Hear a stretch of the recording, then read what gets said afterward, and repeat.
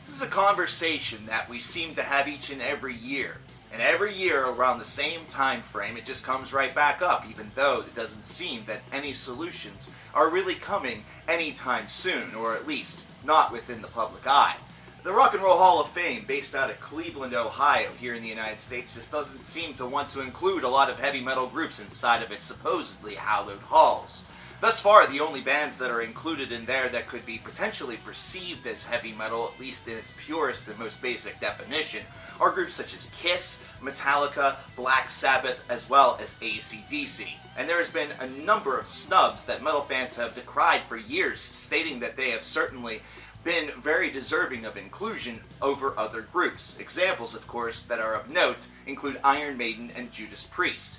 Dave Mustaine had his own conversation about this with some fans on Twitter the other day, as well as with an interview, stating that he didn't seem to believe that the Rock and Roll Hall of Fame really wanted Megadeth in. And before you guys talk about, what about the whole Metallica induction, he was not included with that. So he is not enshrined along with the boys for his efforts within the earliest days of Metallica's, real development.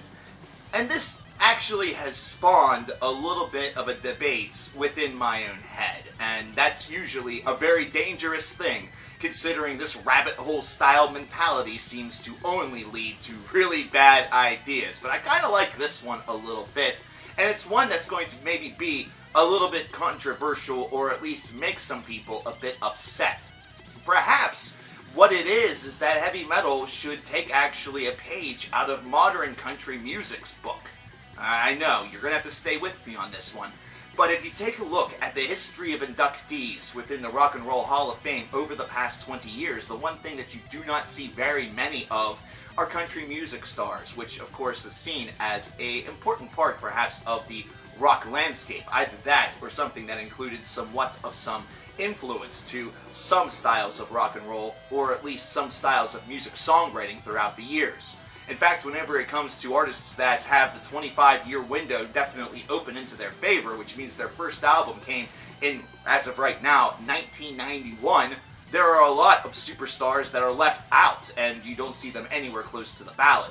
As much as I hate to say it, Garth Brooks is certainly one that maybe would be, included with this, but he's nowhere to be seen.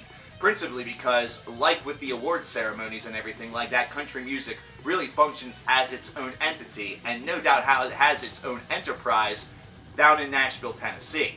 Maybe heavy metal needs to take cue from this, and there have been some places that have certainly been looking to do just that. The Hall of Heavy Metal History, for example, is one. In fact, they just had their award ceremony and induction ceremonies in Anaheim, California back in December, including such folks within their ranks such as Ronnie James Dio and Lemmy Kilmister, both of which seem like no-duh nominees.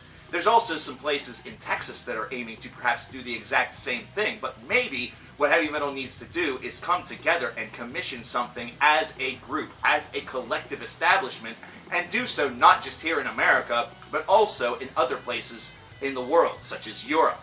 Europe, of course, being one of the big epicenters of heavy metal, certainly would have plenty of celebration that would take place based around the foundation of a music hall to really enshrine one of the most beloved styles of music that Europe has to offer. Here in America, it may not necessarily be as popular of a venture as it would be in Europe, but it would certainly be an exodus point for those of us that do live within the States that find heavy metal to be an absolute wonder of our lives. Maybe this is what it is. Perhaps smaller establishments that are held from country to country is the way for heavy metal to really gain its recognition.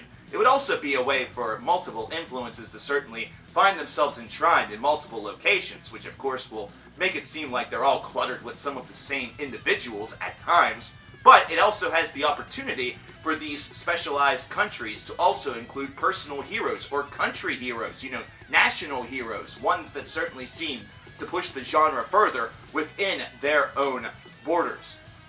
This is something that almost seems to make more sense as opposed to really always talking about the Rock and Roll Hall of Fame's savage lack of heavy metal here in its Cleveland, Ohio location.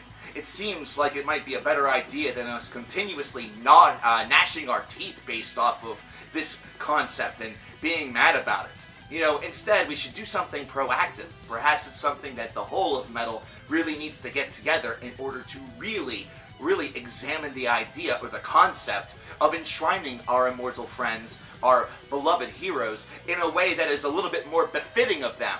Perhaps it's best that heavy metal, just like how we act, is separate from rock and roll, is separate from many other avenues of music, that instead we forge our own path and create something great based off of our own love and based off of our own obsession with this heavy music that we have called ours, this absolute wonder that we continue to enjoy. I want to know if this is a good idea, if this is something that should be spearheaded, and really who would be the best person or who would be the best people in order to try to spearhead this together. What would have to be done in order for us to make this a reality?